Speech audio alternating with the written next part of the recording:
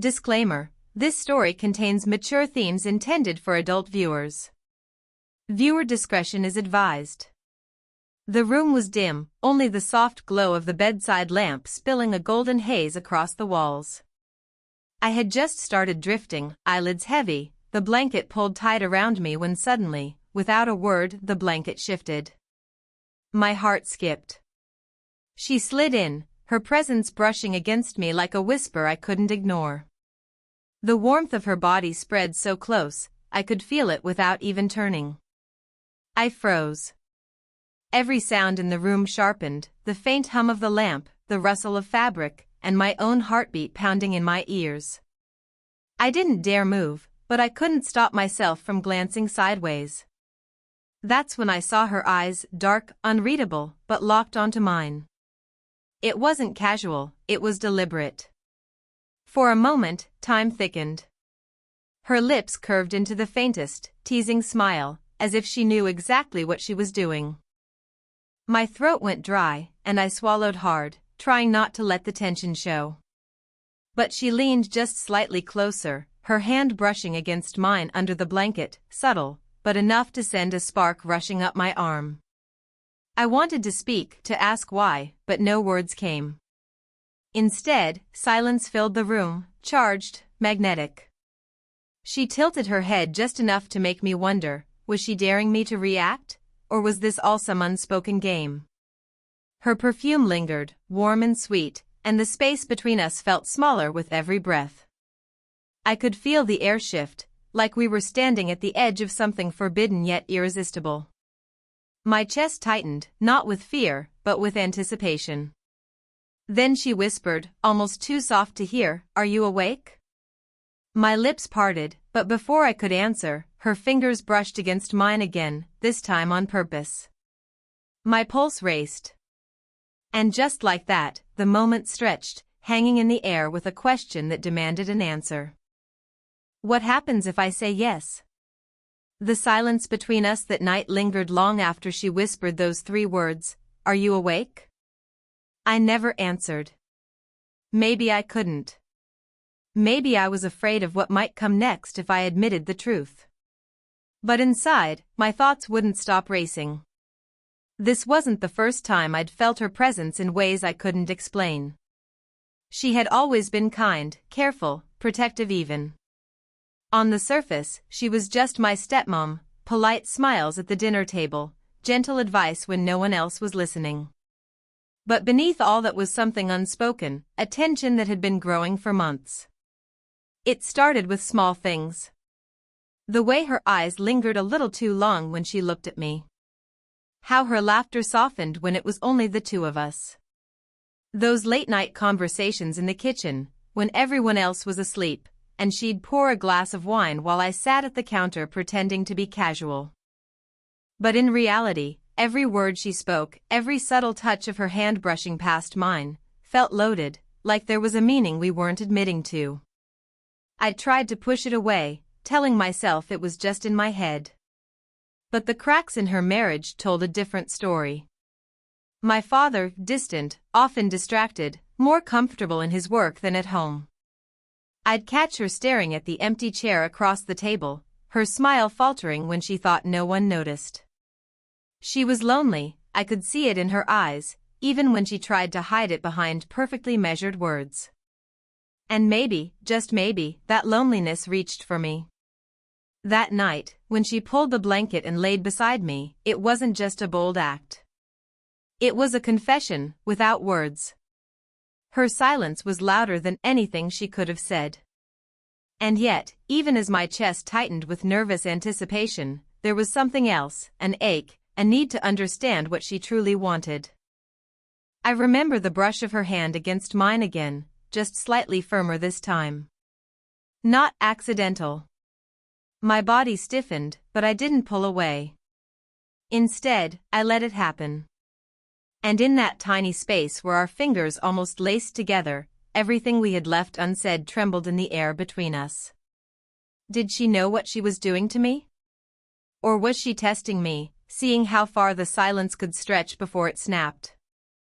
I wanted to ask her. I wanted to demand answers. But the fear of crossing a line I couldn't return from held me still.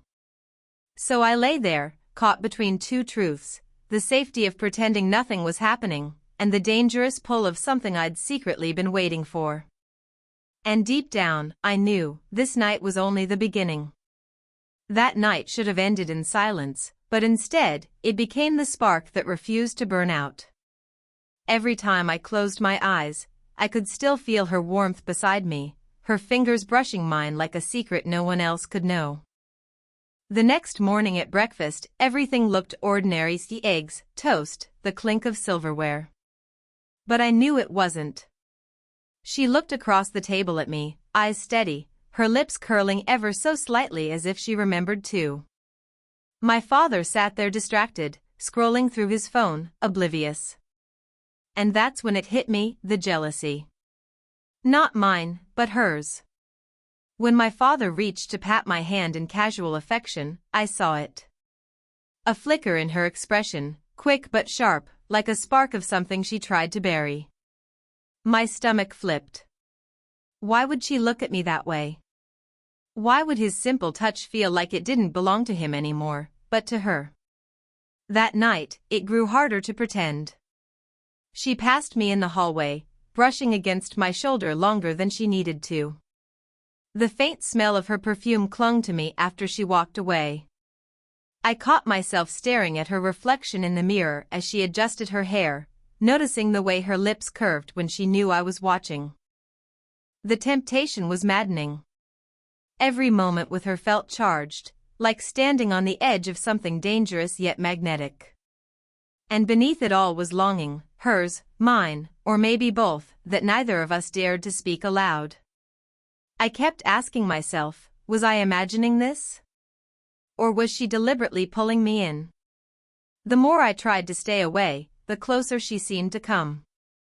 Her laughter, her teasing, her eyes locking onto mine for just a second too long. It was a dance, one step forward, one step back, but always circling closer. And in that unspoken pull, I realized something terrifying. We were heading toward a breaking point. And when it came, there would be no turning back. The tension had been simmering for days, and it finally reached a point where avoiding her felt impossible. That evening, the house was unusually quiet. My father had gone out, leaving just the two of us. The silence was heavy, like the air itself knew what was about to unfold. I found her in the living room, curled up on the sofa with a glass of wine in her hand. She didn't look surprised to see me, almost as if she had been waiting. Her eyes flicked up, locking on mine, and that faint smile played on her lips again. The one that always felt like a secret only we shared. "Couldn't sleep?" she asked, her voice low, smooth, carrying a warmth that sent a shiver down my spine. I shook my head, but before I could speak, she patted the space beside her. An invitation. My heartbeat picked up instantly. I sat down, careful not to sit too close, but it didn't matter. The space between us was electric. The glow of the lamp lit her face, soft and inviting, her perfume filling the air. She leaned in slightly, just enough that her shoulder brushed mine. That single touch burned hotter than anything I could admit. I tried to steady my breathing, but every second I stayed there, it became harder to pretend. She offered me the glass, her fingers grazing mine as I took it. Her touch lingered just a second too long, and when I looked up, she was already watching me, eyes dark, intent, searching. I swallowed hard, but the words wouldn't come. My pulse raced, loud enough that I swore she could hear it. "You're nervous," she whispered, almost teasing. I opened my mouth, but nothing came out. Instead, the silence wrapped around us, thick and charged, the kind of silence that demanded something had to break. Her hand slid closer along the cushion, almost touching mine again, and I knew this wasn't accidental anymore. This was a choice. And as her lips parted, just about to say something that could change everything, the front door handle rattled. We both froze. The sound of the door handle jolted us both, but then, silence. The door never opened. My father wasn't home yet. The world outside had gone still, but inside, the storm was only getting louder. She looked at me, really looked at me, and this time there was no hiding it. Her hand finally slid over mine, firm, intentional. My breath caught in my throat. "You feel it too, don't you?" she whispered, her voice trembling between fear and desire. Every part of me screamed to deny it, to pull away, but my body betrayed me. I didn't move. I couldn't. The truth was already written in the way my fingers tightened under hers. Her eyes glistened, a storm of emotions fighting to break free. "I can't keep pretending," she said softly. "Not with him, not anymore." The confession hit me harder than I expected. I knew she was lonely, I knew there were cracks in their marriage, but hearing it out loud felt dangerous, like a door swinging open we couldn't close again. Before I could answer, she leaned closer, her forehead nearly touching mine. The air between us was hot, heavy, trembling with everything unspoken. I could feel her breath, see the way her lips parted as if daring me to make the choice for both of us. My heart pounded, my throat dry, and for a terrifying second, I thought I might actually give in. That I might cross the line we'd been dancing around for weeks. Then, the twist. A sound shattered the moment. My father's voice echoed from the hallway, "I'm home." We both snapped back, her hand jerking away from mine as though burned. But it was too late. He was already standing there, briefcase in hand, his eyes flicking between us. He wasn't oblivious this time. He saw it, the closeness, the guilt, the silence too heavy to explain away. His jaw tightened. "What's going on here?" The room spun. My stepmom's face paled, but she didn't look away from me. Instead, she squared her shoulders, lips trembling as she said the words I never thought I'd hear. "I can't do this anymore," she whispered, not to him, but to me. The air went razor-sharp. My father's expression darkened, his silence heavier than any shout could have been. And I realized with a rush of panic and excitement, we had just stepped past the point of no return. The secret was out. But whose side of the story would be told first? The air turned thick, almost suffocating, the second my father's voice cut through the room. His eyes flicked between us, reading the silence faster than any words could explain. My stepmom's hand had barely slipped away from mine, but the damage was already done. "What is this?" he demanded, his voice low but sharp, like a blade pressed against skin. I opened my mouth, but nothing came out. My pulse thundered in my ears, my thoughts scrambled. It was her who spoke first. "I can't keep living like this," she said, her voice breaking. "Pretending everything is fine when it isn't." His eyes narrowed, jaw tightening. "So this is what it's come to? Him not being enough for you?" He looked at me, and the weight of his stare nearly crushed me. "And you," his voice cracked with betrayal, "you let this happen?" Tears burned at the edge of my eyes, but I forced myself to meet his gaze. "It wasn't supposed to. I didn't want," my words tangled in my throat, too small against the storm. She stood then, bold in her trembling. "Don't blame them. This is me. My choice. I was drowning in a marriage where I wasn't seen, wasn't loved. And for once, I felt alive again." The silence that followed was louder than shouting. My father's hand clenched around his briefcase, knuckles white, as if letting go would mean surrender. His chest rose and fell, the fury in him battling against heartbreak. Finally, he spoke, but softer this time. "If you walk away now, there's no going back." Her eyes glossed with tears, but her voice steadied. "There already isn't." I felt my stomach drop. The weight of her words hit harder than I could process. My father looked at her, then at me, his face twisted with something between rage and disbelief. And without another word, He turned and walked out, the slam of the door rattling through my chest. The house was silent again, but not the same silence as before. This one was raw, broken, filled with the sound of consequences we couldn't undo. I turned to her, heart racing. "What have we done?" I whispered. Her hand found mine again, firm this time, no hesitation. "We stopped lying," she said. Her voice cracked, but her eyes burned with something fierce, something final. Tears slid down my cheeks, a mix of guilt and relief tangling inside me. We were standing in the ruins of something broken, but for the first time, it felt like we weren't hiding anymore. The world outside might never forgive us. But in that moment, in that fragile closeness, I knew this wasn't the end. It was the beginning. The door's slam still echoed in my chest, but when the silence settled, it didn't feel like emptiness, it felt like a release. The storm had passed, leaving only the two of us in its wake. My hands trembled in hers, but she held on, steady, certain, as if she had already made peace with the choice. For a long moment, we just sat there, breathing in the weight of what had happened.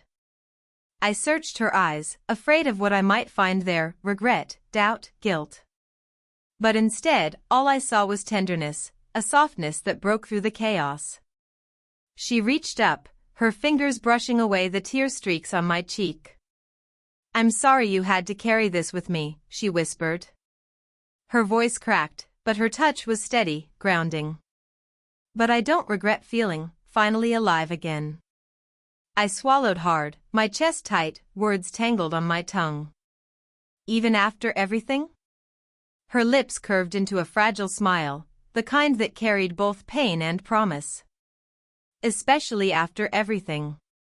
Sometimes, love isn't about what's easy. It's about what feels true." The room felt warmer suddenly, though nothing had changed. The lamp still cast its golden glow, the wine glass still sat half empty on the table, but it all felt different, like the beginning of something fragile yet real. I leaned into her touch, my forehead against hers, and for the first time in days, my breathing steadied. The closeness wasn't forbidden anymore. It wasn't hidden in shadows or stolen glances. It was right there, in the open, undeniable. Her hand slid down to intertwine with mine, our fingers lacing together firmly. "We'll face the world one day at a time," she said, her voice soft but full of quiet strength.